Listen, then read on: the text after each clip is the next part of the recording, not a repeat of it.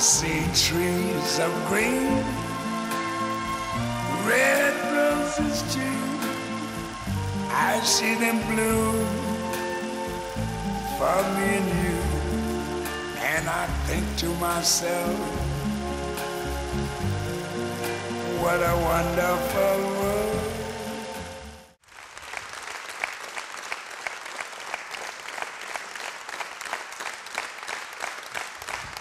Здравствуйте, дорогие телезрители, здравствуйте, дорогие друзья. Спасибо, что вы включаете ваш телевизор на нашу передачу. Вы знаете, как это ни странно, мы сейчас крутим по телевизору проповеди, первые проповеди о том, как нужно относиться к женщинам и к жене. И я получаю самый большой шок от реакции наших земляков, наших людей. На сегодняшний день страна разделилась на две части. Первая часть – это женщины звонят и спрашивают, как вам попасть. А мужчины звонят и говорят, проклинают меня всякими словами, которые можно придумать. Слова, которые нету в словаре. Люди, которые сидят на телефоне, говорят, что они росли здесь, учились в русской школе, украинской школе, но такие матовщины или как там не слышали. Потому что я как бы восхваляю женщин и говорю, чтобы мужчины смирялись якобы перед женами. И это для них, они говорят, дайте его нам, мы его порвем, разорвем, уничтожим, убьем. Короче, за мной сейчас охотятся мужчины по городу. Хотят меня уничтожить и убить и так далее. Только потому, что я сказал, что надо по-другому относиться к женам. Что надо я не ожидал это. Что угодно я ожидал, но только не это. Такая агрессия сумасшедшая. Просто за то, что мы говорим, нужно посчитать женщин. Но только не до такой степени. Я что угодно ожидал, но такая агрессия, очень сильная агрессия. Значит, мы на правильном пути, друзья. Значит, эта тема нужна. Значит, люди в этом нуждаются. И значит, кому-то это не нравится. Это доказательство, что мы на правильном пути. Но что тогда будет, когда мы начнем говорить о том, как посчитать мужчин? Сегодня как раз мы будем говорить о том, как посчитать мужчин. Но у меня тогда будет еще одна проблема. Или еще один шок. Потому что, скорее всего, тогда уже женщины начнут меня проклинать. И уже женщины начнут искать способы, как меня убить, наверное, и уничтожить. То есть, всем не угодишь. Но истина заключается в том, что мы должны любить друг друга. Мы должны знать специфики друг друга, что нужно женщинам и что нужно мужчинам. Мы должны знать, что хотят мужчины, что хотят женщины, для того, чтобы мы могли лучше относиться друг к другу и построить намного лучше отношения, чем мы имеем на сегодняшний день. Но после того, как я целый месяц говорил о том, что хотят женщины, теперь позвольте нам, сестры, не обижайтесь только, говорить о потребности мужчины тоже. Потому что они тоже есть люди, и у них есть тоже определенные потребности. И эти потребности, их нужно удовлетворить. Если не удовлетворят эти потребности, они становятся буйными, агрессивными, и даже начинают делать то, что нельзя делать. Кто-то начинает ругаться, кто-то начинает бить, кто-то начинает гулять. И мы должны поэтому знать мужчин. Женщина, это для вас, это ради вас. Я вас не хочу обижать или обидеть, но эти истины нужны, чтобы вы знали, почему мужчин тяжело понять. И почему они так себя ведут, как они себя ведут. Итак, каждую жену, кого я знаю, или каждую женщину, кого я знаю, хотят обязательно присадить или присадить мужа возле себя. То есть, ты же мой муж. Почему ты не спешишь домой? Почему больше не сидишь дома? Почему тебе нет? Ну почему ты вообще постоянно попадаешь на работу? И дети приходят и говорят, а где папа? Папа на работе. Папа на работе. А где папа? Папа на работе. Почему мужчины бывают такие? Есть очень простое объяснение, друзья. Дело в том, не потому что они не любят жену, и не потому что они не любят дом или семью, но они по-другому любят семью, и по-другому любят жен, и по-другому любят, чем вы ожидаете. Допустим, если для женщины, для нее семья – это все. Это ее чувство, это ее очаг, семья. Это место, где она себя чувствует безопасно, хорошо, ей приятно тут. То для мужчины семья хорошо, но он просто туда приходит, чтобы отдохнуть. И чтобы, извините, мог переспать со своей женой. А он не чувствует, что он должен сидеть дома, как женщина это чувствует. Поэтому, но так же, как женщины чувствуют, что дом их не очаг, что их потребно создать семью, быть дома, возле мужа, чтобы муж сидел с ними. У мужчины противоположная потребность. Самая главная потребность мужчины – это потребность быть успешным. Быть успешным. И эта потребность быть успешным, вы помните, это вторая потребность. Помните, в прошлый раз мы говорили о том, что самая главная потребность мужчины, первое, это быть уважаемым, чтобы его посчитали. А сегодня мы уже говорим о втором, самом важном потребности мужчины. Это потребность в успехе. Это потребность, просто нужда такая, быть успешным. Просто он не может иначе. И вот эта потребность быть успешным толкает или выталкивает мужчин зачастую из дома. Потому что он хочет себя реализовывать. И вот это становится для него как наркотик, как одержимость такая-то. То есть желание быть успешным толкает мужа или мужчины из дома. И начинает идти на работу. Поэтому мы постоянно говорим, где муж? На работе. Где папа? На работе. Почему? Потому что он ищет успех. И Бог его так создал. Знаете, почему Бог его так создал? Потому что Бог создал Адама и Еву и хочет через них мужчин. Он создал женщину, чтобы у нее была потребность больше быть дома, приготовить дом, условия, чтобы когда он придет, чтобы ему было куда прийти. А для мужчины Бог поставил, положил такую потребность завоевать, покорить.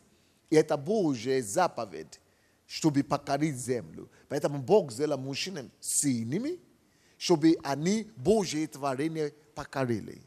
Чтобы они смогли, когда не было технологии и так далее, им надо было косить трава, деревья, трава, земледение какое-то, фермер какой-то сделать, то есть ферму, работать землю и так далее. То есть поэтому Бог его сделал охотником, чтобы этой силой и агрессией идти и покорять землю, и добить, он, должен выступить как в роли добытчика. Поэтому вот это чувство, что он должен обеспечить, он должен добиться чего-то, оно его выталкивает, чтобы идти и добивать. И в нем, в мужчине, каждый мужчина живет такое чувство и желание. Он хочет быть успешным, он хочет быть известным, и он хочет, чтобы его уважали. Хочет быть успешным, известным и почитаемым. 3 связки. И чтобы это достичь, зачастую мужчина ищет это через работу и через приключение. Приключение. Именно этим объясняется то, почему мужчины гуляют. Он же хочет выглядеть крутым. И для него он хочет в свои глаза выглядеть крутым. И идет, допустим, если он, особенно если он очень успешный человек, если это человек, который привык всего добиваться, у него все получается. Извините, девушки, женщины. Именно такие мужчины успешные или богатые, или известные, они смотрят на женщины как на объект завоевания и достижения. Несмотря на то, что у них есть супруга, жена. Они просто видят, что это очередная цель, которую нужно покорить. Поэтому они спят с секретарями и так далее. Это плохо, это грех. Но вот мужчины живут такие вещи. А тем более, если он даже не успешный. Если он не успешный, и жена постоянно ему указывает на это, какой он никакой, он же все равно где-то должен проявиться, где-то должен засветиться, где-то должен хотя бы применять свое вот это внутреннее, естественное, но желание быть добытчиком, которое у него есть. Поэтому мужчин зачастую называют охотником. Он как охотник, он идет и покарает. Но, к сожалению, когда мужчины начинают обращать внимание на женщин как объект покарания, нет конца этого дела. Потому что оно не удовлетворяется этим. Это может быть и одну, и вторую, и третью. Потому что Бог не создал женщин и вообще других людей как объект покорения. Бог ему дал это желание покорять. Бог ему дал это желание завоевать, чтобы он завоевал не людей, не женщин, но покорил или добивался.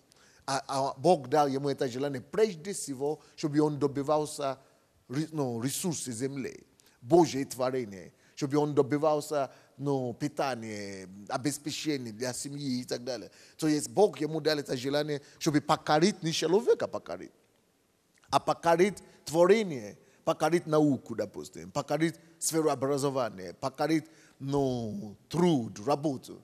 И когда мужчина чувствует себя всемогущий, всесильный, он начинает злоупотреблять вот это чувство, что он сильный, у меня все получается, вот я какой я. Потому что его изначальная потребность именно вот проявиться и доказать, что он успешный, всем надо доказать, что он известный, и что его посчитают, и что он может завладеть то, что он захочет. Это плохо, но это, к сожалению, вот такие мужчины. Это реальность нашей жизни. Что женщины должны делать? Женщины, когда женщины и жены начинают просить, ты же меня любишь, у нас же семья, садись со мной. Это вызывает у мужчины еще больше агрессии. Но если он еще уважает жену, на какое-то время он может делать вид, что, извини, объяснять. А потом скоро он уже ничего не будет объяснять. Просто не приходит и все. Или позже обычно приходит. То есть женщины должны быть умными и мудрыми, чтобы понять, что это его натура уходить добивать, уходить работать на работу, уходить и что-то делать. Но как тогда балансировать? Если наоборот, если мужчины хотят идти куда-то, из дома, то наоборот, женщинам хочется сидеть дома. И они ждут любимого. Каждый день. Они сидят дома и ждут любимого. И они чувствуют, что это же семья. Мы должны вместе сидеть. Мы же семья. Зачем тогда ты женился, если ты будешь уходить? Я вам скажу, зачем он женился. Потому что ему надо и партнера, и домохозяйки. Человека, который будет определенные его нужды употреблять. Извините. Так оно есть, но у большинства мужчин. Поэтому как найти баланс? Как найти баланс? Balans nada найти через понимание. Нужно, чтобы мужчины поняли основные потребности женщины. Если основной зов и потребность мужчины – это добиваться успеха, чтобы его уважали, чтобы он стал известным, чтобы его посчитали, чтобы он стал успешным. Если это его основная потребность мужчины, да, то мужчина должен также знать, какая основная потребность женщины. А основная потребность женщины – это то, чтобы у нее был домашний уют. Она находит, она хочет найти, извините, я прошу прощения, по-другому скажу. Она ищет, защиту, тыл. Она ищет надежный тыл. Она ищет опору. Основная потребность женщины – это найти опору. Чтобы кто-то был там для нее. Чтобы она знала точно, что у меня есть на кого полагаться. У меня есть человек возле меня. И чтобы не случилось, я как за каменной стеной. Поэтому если мужчина поймет, что самая главная потребность для нее – это быть возле нее. Чтобы она могла преклониться кому-то, который постоянно рядом. Если он поймет, что это не потому, что она капризная, а я вам скажу, я же мужчина, я знаю, что мужчины говорят о своих женах. Почему-то она хочет меня делать карманным мужем. Я не буду карманным. Она хочет меня контролировать. Не контролируй меня. Я не буду сидеть дома. Я же тебе не мальчик. Я же тебе не дитя. И так далее. Потому что он не понимает, что желание женщины его посадить возле него, да, и чтобы они были рядом, что это способ ее проявлять к нему внимание. Это ее язык любви. Она этим хочет сказать, я же тебя люблю, будь рядом со мной. Ты же тоже меня любишь. Она хочет получить уверенность, что она тоже любима. И для нее любима не значит действительно, а любить ее значит действительно быть возле нее, дать ей ту опору, что ты не одна. Я здесь возле тебя. Вот ты можешь знать, что ты за каменной стеной. И когда надо гладить, чтобы он это знал. И когда надо свечку зажигать романтику, чтобы он знал. Но, если мужчина это знает, то и женщина должна знать, что наоборот, его потребность – это идти сделать что-то, за что его бы уважали. Это уйти и добиваться уважения. Причем не только перед женой или коллегами, а перед собой прежде всего. Он хочет иметь какой-то статус. Он хочет иметь что-то за собой. Он хочет иметь что-то кроме штаны. Доказать самому себе, что он мужчина. Поэтому даже если он не работает, даже если он не на работу уходит, он куда-то все равно уходит. Сидит дома для него это трагедия. И вы должны понять, что сажать мужа дома, чтобы он был дома хозяин или какой-нибудь. Просто сидел, для него это трагедия. Только если он в депрессии. Но даже если он в депрессии, он все равно пойдет попьет. Выпить. Еще. То, что я сейчас скажу об особенности мужчины, огорчит женщин. Но не обижайтесь, хорошо? Но это не так есть, это факт. Просто, чтобы вы поняли их дальше, больше. Вот, женщина имеет потребность, ее тянет, она хочет быть дома, с семьей сидит. И говорит, спрашивает у него, что у тебя на работе, вы спрашиваете у него, и этим она интересуется его жизнью, интересуется, чтобы доказать ему, что я тебя люблю. Видишь, я переживаю за тебя, я хочу знать, чем ты занимаешься, а ему это не интересно. Поэтому, когда она приходит и спрашивает, как у тебя сегодня на работе? Хорошо. Хорошо, что дальше, что там было? А что там было? Хорошо, я походил на работу, закончил, хорошо. Да, пришел. И все, да, И все. А она хочет знать. Но не потому, что он немногословный, не потому, что он не говорит или не умеет говорить. Но дело просто в том, что другая потребность у мужчин.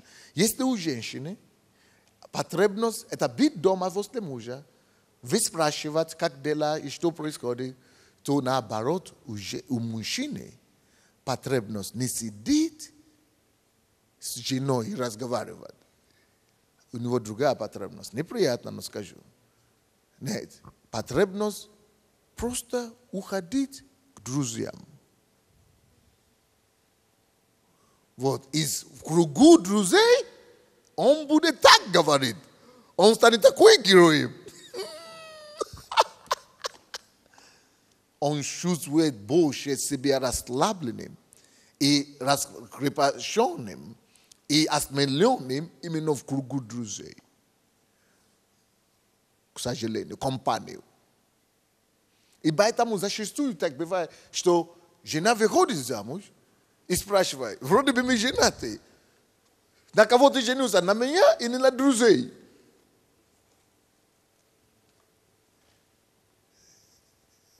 Это его потребность такая. Но, видите, как можно этого скорректировать чуть-чуть, как можно помочь? Очень важно, чтобы мужчины поняли, что женитьба требует жертвы. Что если я женюсь и привожу домой к себе женщину, это требует определенную ответственность от меня. А эта ответственность значит сознательно думать и принять решение, что я говорю нет друзьям. Или, по крайней мере, уменьшаю проводимое время с друзьями, чтобы сознательно проводить больше времени с супругой. Очень важно, чтобы мужчины это знали. Но, к сожалению, может быть, они первые месяцы это делают, во время медового месяца. Но иногда некоторые даже и до медового месяца до конца не могут дождаться до конца медового. Медовый месяц, это уже много для них сидеть на одном месте. Можем неделю посидеть. И ты думаешь, боже мой, мы же только что женились. И он уже пошел к друзьям, или на работу, или за бутылками. А потому что у него есть вот такое желание. Что можно делать? Как жена может помочь мужу в том случае? Жены, конечно, я знаю, что вы хотите, чтобы он вас пригласил в ресторан или куда-то. Но я вам скажу, ему это не приходит в голову. Он лучше пойдет с друзьями в ресторан, или тогда он возьмет тебя с собой. Поэтому, чтобы он не уходил, не увлекался слишком много друзьями, желательно, чтобы жена проявляла больше активность в том, чтобы придумывать какие-то занятия. Пойдем, допустим, в ресторан, или пойдем в кинотеатр, или давай пойдем. Конечно, мужчины тоже проявляют такие инициативы, но в основном, когда встречаются только. А после того, как посвящались, уже поженились, желательно, чтобы этот труд подхватил теперь уже жена. Если жена не займется тем, чтобы постоянно устраивать семейные какие-то мероприятия или хождение и отдых совместно и так далее, не живите в иллюзии, что он это когда-нибудь захочет делать. Только если с компаниями. С компанией. Я пока на это остановлю. Давайте послушаем наши участники беседы сегодня. Здравствуйте, что вы скажете на услышанное? Давайте послушаем. И мужчины, и женщины. Никто не хочет комментировать. Женщины в шоке, я знаю. А мужчины-то... По поводу признания у меня возникли мысли, что многим женщинам, нынешним современным, это не чуждо. То есть многие женщины хотят того же, тоже хотят уважения, признания, хотят быть успешными. И мне кажется, что многие женщины сами готовы взять инициативу в руки. То есть женщины сейчас ходят в тренажерные залы, занимаются единоборствами и прочее, прочее, прочее. То есть есть женщины, которые достаточно интересны в общении. То есть мужчина от такой женщины не станет убегать к друзьям. Кстати, к друзьям он может сходить и с такой женой. Вот мои комментарии. Для него неплохо сходить с женой. Но в принципе натура жены неприятно, когда ее берут за собой и говорят, мне общение нужно, давай пойдем к моим друзьям. То есть, это что-то дело не женское. Желательно для любой жены все-таки, чтобы он посидел дома. Между прочим, не за телевизором, а возле нее. Чтобы он ее выслушал. Но вы сказали, что есть многие женщины, кому интересно в общении, и которые активно могут говорить также. Но, к сожалению, вот такие женщины надоедают мужей. Хотя он любит говорить в компании, но когда он приходит домой, и она начинает выгружать, или на него всякие истории и повествования, что было в течение месяца или в течение даже дня. Не в обиду сказано, но зачастую он может просто уснуть в процессе. Если не уснет в процессе, он скажет, дорогая, слушай, я понял, да, я понял, хорошо, пошел. Он к телевизору пошел, потому что... А если он уже потерял интерес к этой жене, если он уже не уважает ее, да, как жену, тогда он вообще так и прямо говорит, не грузи, не грузи, слушай, я устал, я тут целый день на работе, а ты мне... Так что это не очень хороший выход. Научи себя говорить много и начинать на него грузить. Это мужчины не любят. Это даже еще такой большой труд нужен, чтобы он даже тебя выслушал до конца. Потому что мужчины, это не их призвание. Это больше женщины любят говорить. И мужчины будут говорить только когда они сами начали разговор. I see trees of green, red roses too. I see them bloom for me and you. And I think to myself, what a wonderful world.